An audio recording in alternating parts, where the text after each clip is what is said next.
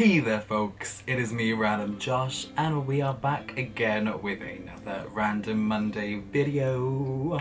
And today we are going to be talking about Red, White and Royal Blue. Now I was actually going to put this video, film it and put it out last week when it was a bit closer to the actual release of Red, White and Royal Blue. However, I had some deadlines to focus on and everything just went very, very chaotic, which is why I kind of took a bit of a step back from everything to put a bit more time into that stuff. But I'm back, hello.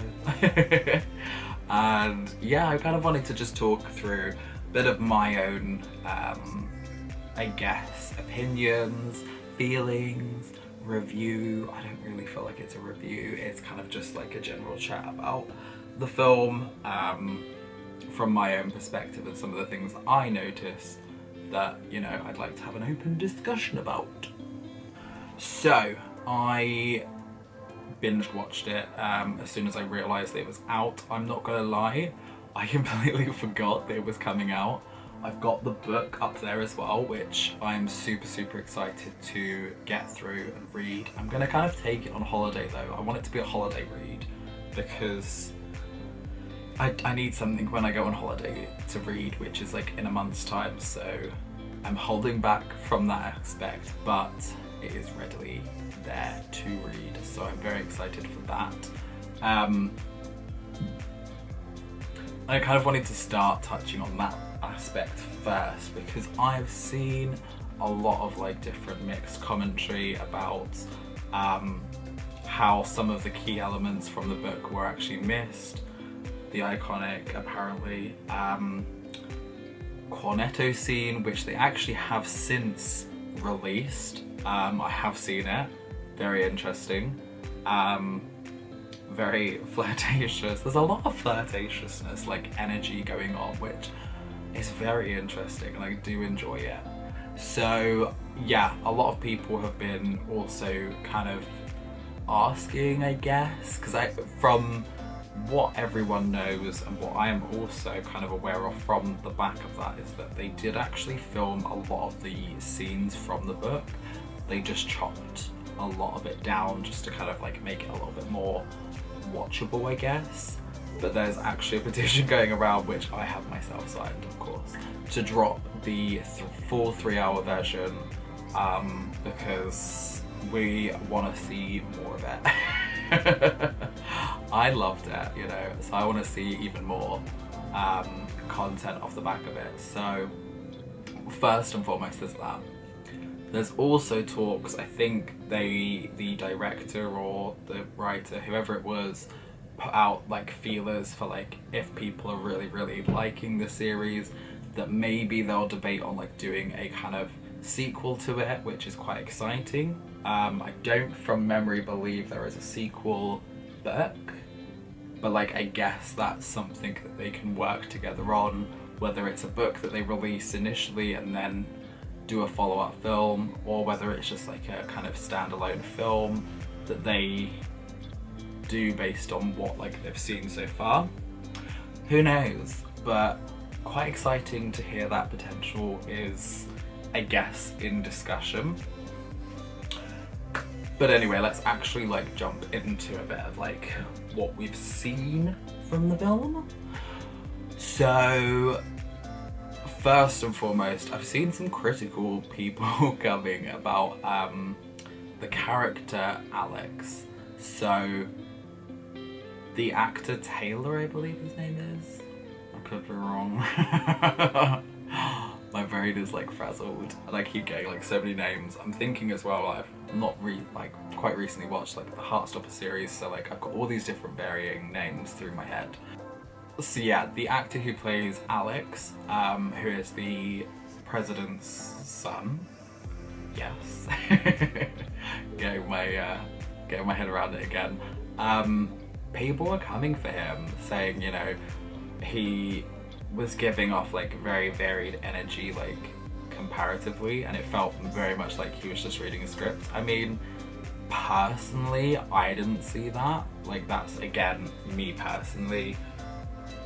some people saw it. I did not personally see it. I thought they both had really good chemistry on camera, and even when doing things like the off-screen interviews. I say off-screen interviews, I mean, like, you know, away from film kind of content stuff. So, you know, interviews with magazines and all this jazz. Seeing those, like, you could see that they had like a really good chemistry away from their characters, which was nice to see as well. But yeah, they really kind of targeted his, and it was a specific scene where you can see Alex is getting really like hyped up, and like he wants to tell Henry that he's, you know, all his future plans, like this is the kind of moment where he's like realizing, I think, that this is the person that he really wants to be with for like the rest of his life, basically. And he wants to showcase and like project it, but like obviously Henry's still going through his momentary period of like, I can't have that, like I'm the royal family can't live in that like lifestyle, and so he kind of, you know, jumps into the pool. But because of the way that Henry is like stone-faced, like I don't want this, I'm hating this moment, and everyone else is looking at Alex's character, so Taylor, he was obviously playing it up as very like happy, smiley, like he's getting ready to basically tell him he loves him. And so naturally, when, you know, anyone goes through that, they're very like nervous, but also like it can sometimes make people quite like smiley, giggly, which is what we saw from the character, and that's very realism portrayed there. So it's showing that dynamic and the mix, which I think is really powerful and strong. But yeah, that really got to me. Sorry to just have like a mini rant about that. But yeah, that was one of like the key elements I really liked about the film, like seeing the kind of dynamics that they had. There was so much chemistry. So much chemistry. It got very saucy at times, let's be honest. But like, loved it. I'm heavily single, so like any romance, I'm like, I want it. But yeah, there were so many interesting scenes. It's obviously very heavy comedy romance blend, which I love personally. I do enjoy a good bit of like the ability to like laugh during some really, like, not during the moments, but like you're laughing in one moment, but then you're actually getting really deep and serious in another moment. I guess it's also just really nice to see that kind of growth, development from like the characters, from, you know, completely hating each other because of a basic misunderstanding. Because I think most people know when there comes a bit of a rule with like dating individuals, a lot of the time people show their true emotions and feelings in a bit of a discombobulated way. I know I personally do it sometimes. I can be a bit more annoying, I can be a bit more kind of seeming as if I'm anti that person, when in reality I'm like the polar opposite. I'm infatuated, but like I will just sit there and play like, oh, you're so annoying, oh. So there's like a lot of that truth coming through, which I resonated with personally, because I'm like, yes, that is literally my life. I push people away because I can't portray my true emotions properly. I don't know whether it's a fear of like rejection or what, but like that thing just really showcases in this film. So yeah, that was nice to see, of course. But I have to say, the scene that really got to me was the like very near the end. Or in fact, it might actually be pretty much at the end, near enough to the end, when they obviously get like their emails hacked, exposed. Everyone knows like what's been kind of communicated. They're very saucy emails. Love it. It is what it is. Gotta be careful with these things. But yeah, seeing that happen, they then obviously go to Buckingham Palace, sat down with the king. The king's obviously not like 110% on board. I feel like there was a level which was nice to see, that where he was like, do you know what, like it is what it is, but like you just have to make sure you're putting your duties as part of the royal family above your own personal like feelings and all that jazz. And like in their mindset, the world isn't ready to have that as a part of the royal family. And then plot twist, like crowds and crowds of people have come to like outside of Buckingham Palace waving flags, and it's just such a beautiful moment. Like, especially for like the time that we're in, I think a lot of the times us here in the UK think we have it a lot better than most countries, which in fact, yes, we do. And we often look at countries, specifically America, and kind of go, well, at least we don't have this situation, or at least we don't have that situation. But then we have other situations which are still constantly occurring. As we've seen in the recent media, we've had, you know, attacks on people from the community, which is just horrific. So to see this kind of beacon almost of like a hope and a positive light, it's just nice to see, and it really moved me.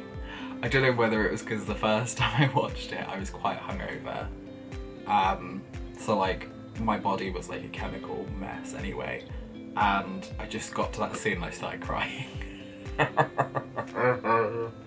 Again, I think I was going through some tough times in my own space when I was like watching it, so heavy stress and stuff, so like maybe that also triggered it on.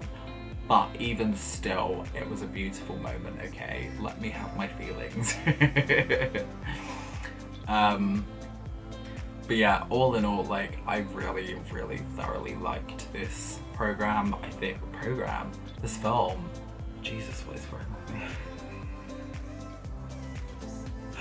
Brain is really not working today. I don't know what is happening, but hey, we're here. Yeah, I really, really did enjoy this film. It's a film, I did rewatch it once already. I feel like I'm going to end up rewatching it a good few times this year so far, so who knows, maybe there'll be other things that I will like pick out and spot in further rewatches. But I just think it's such a lovely moment to like view this. And I mean, even from Alex's side, speaking to his mum, I think everyone got a little bit panicky. Well, people who read the book probably knew what was coming anyway, but like I didn't know what was coming. I've not read the book. But when she like picks up that phone, I was like, oh my god, what is she doing? Is she gonna like who's she calling? And then she orders pizza, and then they have like a really nice sit down chat about it all. Oh, it's just beautiful. It's wonderful. I love it. And oh my god, I have to mention Zara. Zara, for me, was like such a great role in that film. Her sassiness really killed me off. Like, when she finds them in the hotel room, and she just lets them have it. It's so funny. So funny. And then she does the sassy, what was it, like, Your Royal Highness or something? No. Yeah, it must have been Your Royal Highness. She just does like a little bow, like, Your Royal Highness. And then just struts out. So good. So funny. Yeah, I think her character was really well portrayed in that. Like, they just had some really interesting, cool characters.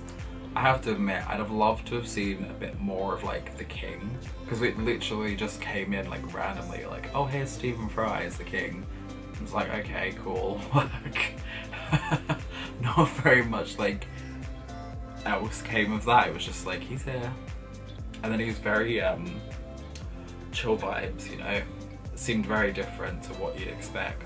But again, this is just me being weird, and I wasn't sure what to expect, so that's, yeah, where I kind of got to.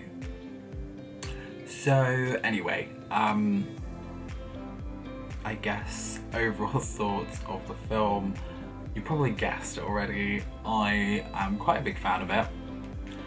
I wouldn't go as far to say it's like all-time favourite film of mine, but it definitely has rewatchability. I will definitely be continually keeping my eyes peeled for any kind of future content that comes from this particular area, because it's exciting to see. I like this stuff, okay? And yeah, I guess if anyone has any other recommendations for different films to watch like around this basis, I've seen a lot of different things coming through the woodworks of like people making recommendations online, which I may need to have a little look at. I know we've got Young Royals as well, which I believe we've got season 2 coming soon.